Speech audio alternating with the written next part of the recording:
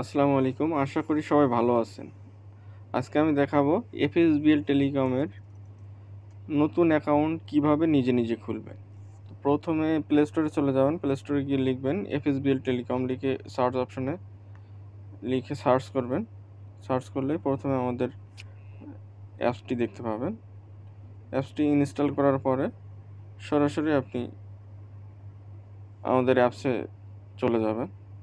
তো অ্যাপসে ঢোকার সাথে সাথে দেখতে পাবেন অনেকগুলো অপশান থাকবে। তার ভিতরে আপনি যেহেতু নতুন অ্যাকাউন্ট খুলতে চাচ্ছেন, সেক্ষেত্রে আপনি রেজিস্ট্রেশন নিউ অ্যাকাউন্ট এটাতে ক্লিক করবেন। এটাতে ক্লিক করার পরে একটা ফর্মের মতো আসবে, এটা আপনাকে পূরণ করতে হবে। তো আমি ফর্মটা পূরণ করে নিচ্ছি। আমি এখানে ফর্মটি পূরণ করে নিলাম।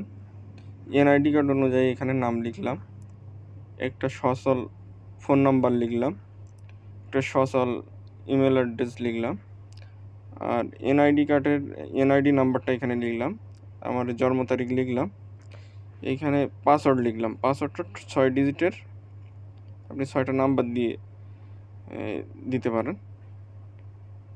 পিন নাম্বারটা দিতে হবে এখানে, আপনি যে পিনটা ইউজ করবেন অ্যাকাউন্টের সেই পিনটা এখানে দিবেন 4 ডিজিটের।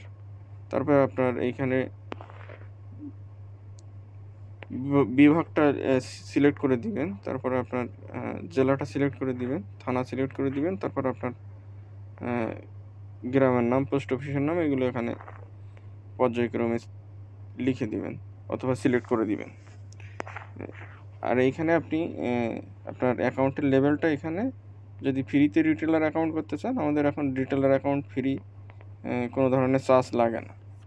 তো সেক্ষেত্রে আপনি এখানে রিটেলার অ্যাকাউন্টটা সিলেক্ট করে দেবেন। অন্য কোনো অ্যাকাউন্ট যদি সিলেক্ট করেন সেক্ষেত্রে আপনার পেমেন্ট করতে হতে পারে। অন্য অ্যাকাউন্টগুলো চার্জ সেট করা, এখানে চার্জ প্রদান করে আপনার অ্যাকাউন্ট নিতে হবে। শুধুমাত্র রিটেলার অ্যাকাউন্টটা আপনি এখানে ফ্রিতে নিতে পারবেন। তো এইগুলো সব ঠিক আছে কি না একবার চেক করে নেবেন।